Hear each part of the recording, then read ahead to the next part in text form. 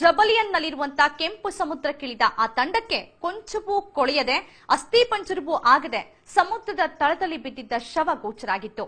ಅದನ್ನ ಅಲ್ಲಿಂದ ತಂದವರು ಅದರ ಮೇಲೆ ಸಂಶೋಧನೆ ನಡೆಸಿದ್ರು. ನಂಬಿಬಿಡಿ, ವಿಸ್ಮಯ ಅರಿತ ಮರುಕ್ಷಣವೇ ಅವರೆಲ್ಲರೂ ಮುಸ್ಲಿಂ ಧರ್ಮಕ್ಕೆ ಕನ್ವರ್ಟ್ ಆಗಿದ್ರು.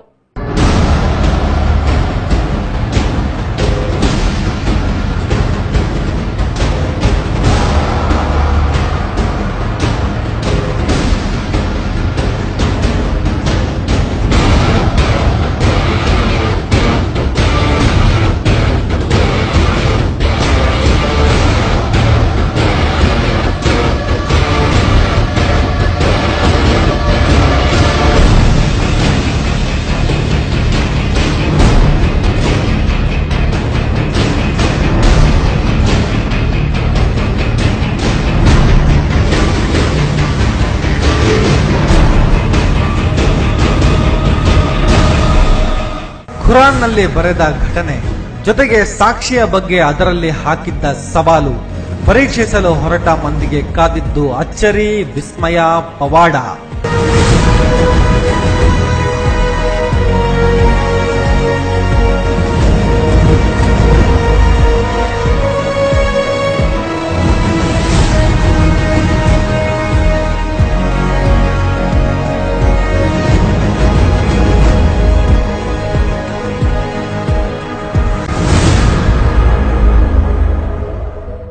ಸಾವಿರದ 898ರಲ್ಲಿ ಅಂದರೆ 116 ವರ್ಷಗಳ ಹಿಂದೆ ಜಬಲಿಯನ್ನ ಕೆಂಪು ಸಮುದ್ರದ ತಳದಲ್ಲಿ ಏಕಾಂತವಾಗಿ ಅಂಗಾತವಾಗಿ ಬಿದ್ದಿದ್ದ ಶವವನ್ನು ಪರೀಕ್ಷಿಸಿದಾಗ ದೇಹ ರಚನೆ, ಅಸ್ಥಿಯ ಬೆಳವಣಿಗೆಯ ವೈಖರಿ ಇನ್ನಿತರೆ ಪ್ರಕಾರಗಳ ಹಲವಾರು ಸಂಶೋಧನೆಗಳು ನಡೆದವು.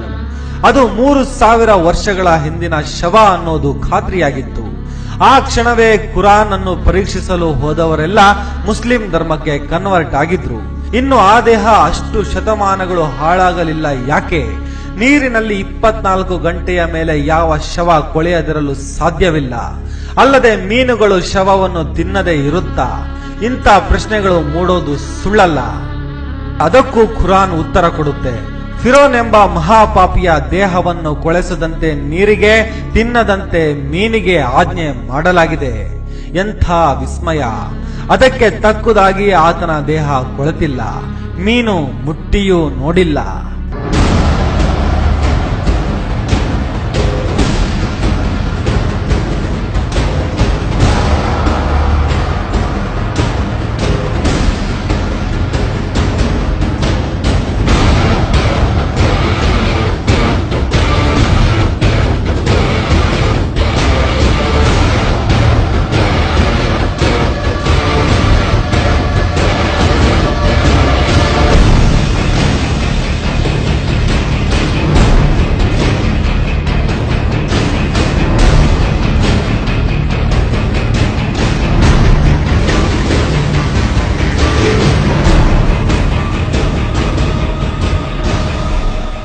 ಜೊತೆಗೆ ಈಜಿಪ್ಟ್ ನಲ್ಲಿ ಮಮ್ಮಿಫಿಕೇಶನ್ ಇರೋ ವಿಚಾರ ಎಲ್ರಿಗೂ ಗೊತ್ತಿದೆ.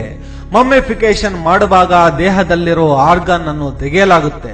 ಇಲ್ಲದಿದ್ದರೆ ಅದೇನೇ ಕೆಮಿಕಲ್ ಬಳಸಿದ್ರೂ ಮಮ್ಮಿಫಿಕೇಶನ್ ಸಕ್ಸಸ್ ಆಗೋದಿಲ್ಲ. ಆದ್ರೆ ಫಿರೋನ್ ದೇಹದಲ್ಲಿ ಆರ್ಗನ್ ರಿಮೂವ್ ಆಗಿಲ್ಲ. ಅಲ್ಲದೆ ಅದೇನೇ ಮಮ್ಮಿಫಿಕೇಶನ್ ಆದ್ರೂ ನೀರಿನಲ್ಲಿ ಉಪಯೋಗವಾಗೋದಿಲ್ಲ.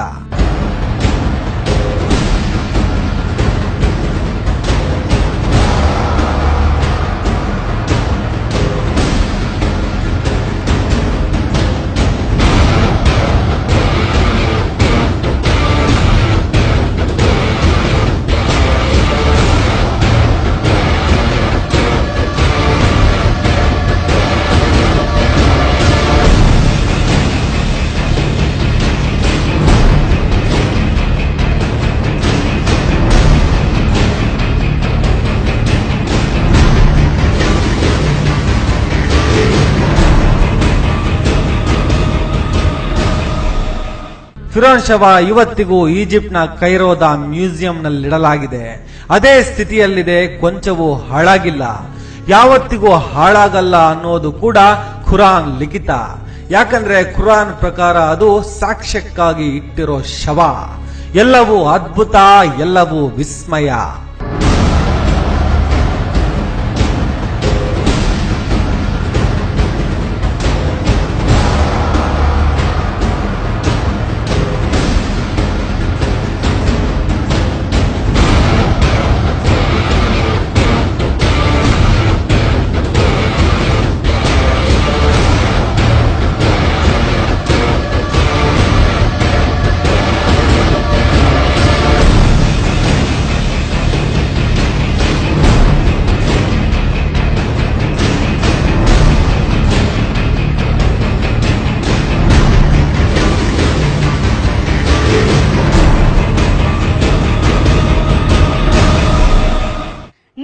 ಇಷ್ಟೆಲ್ಲ ಅಚ್ಚರಿ ಇರೋ ಫಿರೋನ್ ಶವ ನೋಡೋ ಆಸೆ ಇದ್ರೆ ಈಜಿಪ್ಟ್ನ ಕೈರೋಗೆ ಹೋಗ್ ಬನ್ನಿ. ಕ್ರೂರಿಯಾದ್ರೂ ಸಾವಿರಾರು ವರ್ಷಗಳ ಕಾಲ ಕೆಡದಂತೆ ಮಲಗಿದ್ದಾನೆ ಫಿರೋನ್. ಇದೇ ಈ ಹೊತ್ತಿನ ವಿಶೇಷ. ಚಾನಲ್ ಚೇಂಜ್ ಮಾಡದೆ ನೋಡ್ತಾರಿ ರಾಜ್ ನ್ಯೂಸ್.